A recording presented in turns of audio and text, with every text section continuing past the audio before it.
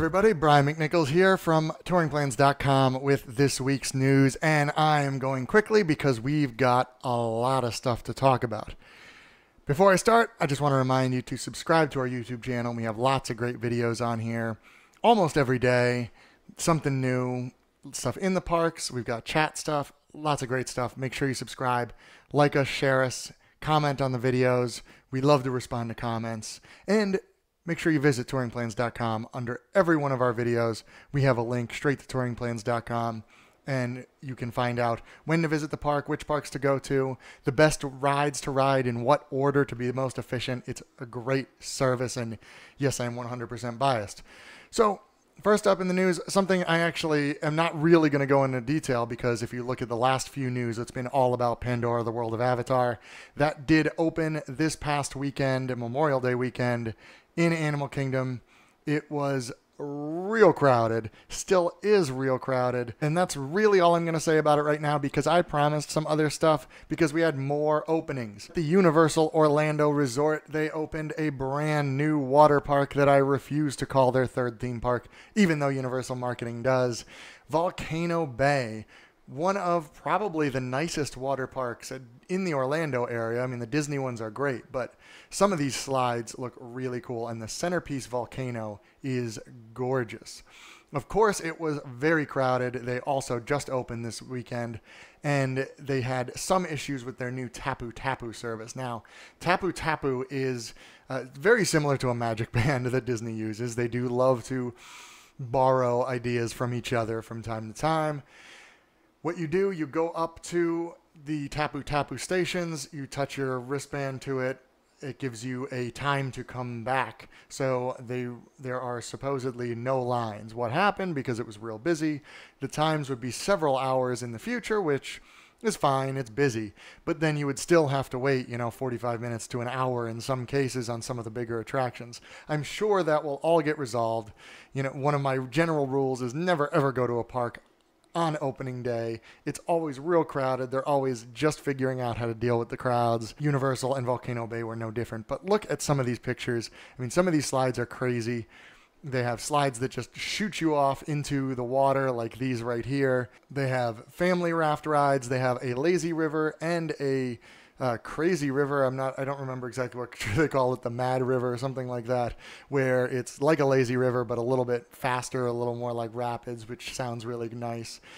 Huge wave pool, and the volcano that you can also walk behind. Also at night, they do this quote-unquote lava eruption, which is just, lights and some water spouts, but it does look very neat as their way of saying goodbye and good night.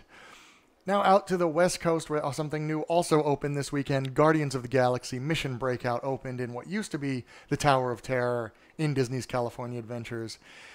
As always with changing things in Disney parks, there are mixed reviews. Some people really enjoyed it, some people didn't as much. It's very similar to the Tower of Terror, except they added more screens and videos. And one really, really cool rocket animatronic that I unfortunately don't have pictures or video of at the moment, but I will try to get that for next week. In addition to Mission Breakout, which, like the other things we've talked about, was very busy this weekend. New stuff, busy weekend. It's what happens.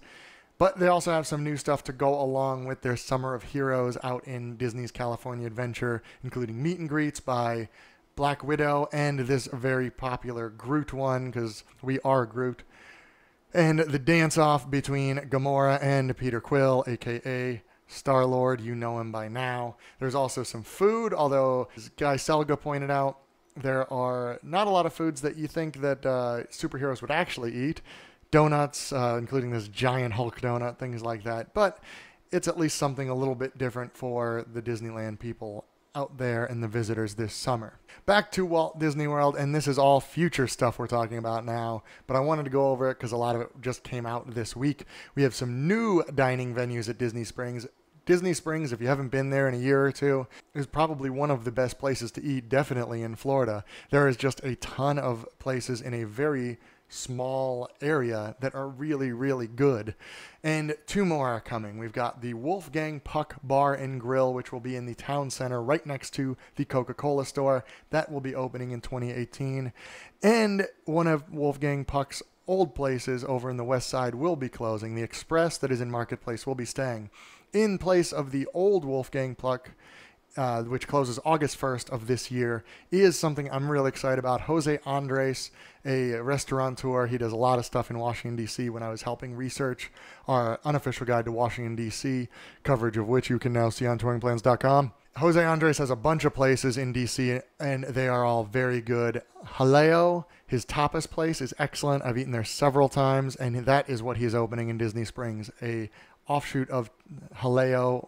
I think it's Jaleo. It's Jaleo.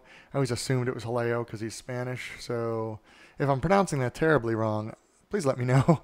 It is a tapas place. Very good. Should be really good quality. That also opens sometime in 2018. Lastly, deep breath, Epcot rumor. Some plans were filed for Epcot. Now, have been a ton of rumors about redoing Future World.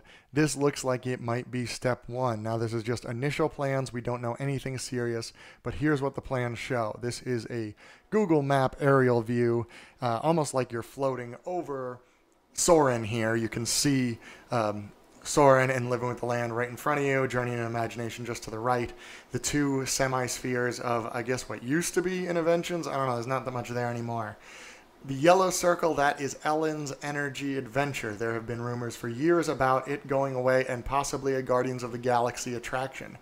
The red area is all part of what has been filed as moving water systems, drainage systems, old swamps, the type of thing you have to do in Central Florida. That is a huge area. The rumor is that it could be a Guardians of the Galaxy related roller coaster type thing. We don't know yet. This is all real preliminary. I just wanted to bring it up because a lot of people always ask when Epcot is going to get something else major. That's going to do it. I know we crammed a lot of stuff in there. We will expound on some of the future stuff, and I'm sure we'll have lots more on Volcano Bay and Guardians of the Galaxy Mission Breakout as we get more pictures and videos and details. Thanks for watching. Be excellent to each other.